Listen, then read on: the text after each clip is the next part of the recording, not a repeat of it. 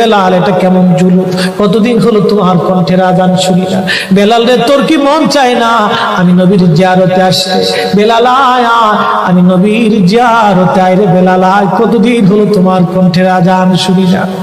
স্বপ্ন যখন নবীজি দেখাইছে, এ মুসলমান, হযরত বেলাল সুদূর সিরিয়ার দামেস্ক থেকে পাগলের মতো দৌড়াইলেন, পাগলের মতো ছুটে আসলেন।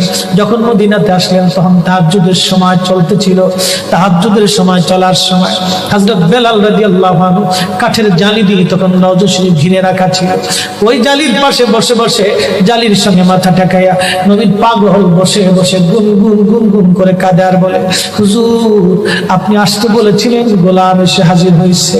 নবী গো, আজান দিতে বলেছেন, আমি আজান দিলে আপনি আগে নামাজ আসতেন, এখন আজান দিলে কি নবী আপনি নামাজে আসবেন? হুজুর এখন আজান দিলে কি আপনি নবী নামাজে আসবেন? নতুন মুয়াজ্জিন আসছে আজান দেওয়ার জন্য, এসে দেখে নবীর মুয়াজ্জিন বেলাল কাঁদে। ডাক দেখে মদিনাবাসী শুনছো, নবীর মুয়াজ্জিন ফিরে এসেছে, বেলাল আসছে, বেলাল ফিরে আসছে। এই কথা শোনার পরে সব সাহাবী ঘর থেকে বের হয়ে দৌড়ায় এসে দেখে বেলাল কাঁদে।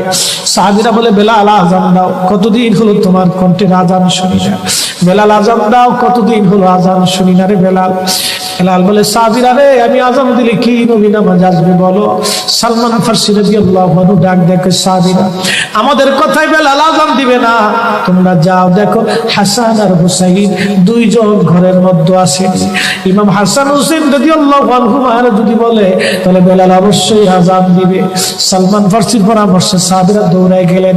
বর্তমান 7 নম্বর গেট বাবুস সালাম বরাবর একটা মসজিদ আছে, মসজিদে আলী, এটাই ছিল হযরত ফাতেমা রাদিয়াল্লাহু আনহার বাড়ি।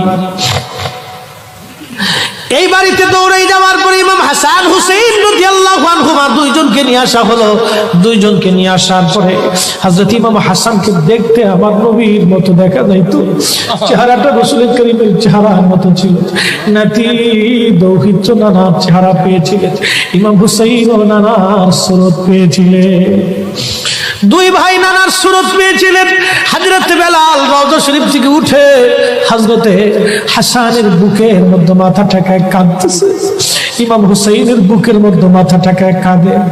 হযরত ইমাম হাসান ডাক দেখে, নানার মুয়াজ্জিন, কতদিন হলো তোমার কণ্ঠে আযান শুনি না। যে কণ্ঠ দিয়ে নানার আযান শুনাইতা, যাও গো ওই কণ্ঠ দিয়ে আমাদেরকে আযান শোনায়া যাও। যখন হযরতে বেলাল ইমাম হাসান এই কথা বললেন, হযরতে বেলাল দৌড়াই গেলেন। যেই বনু নাজ্জার গোত্রের মহিলা সাহাবীর ছাদের উপরে দাঁড়ায় বেলাল আযান দিত। আবু দাউদের 519 নম্বর হাদিসের মধ্যে আসছে। প্রত্যেক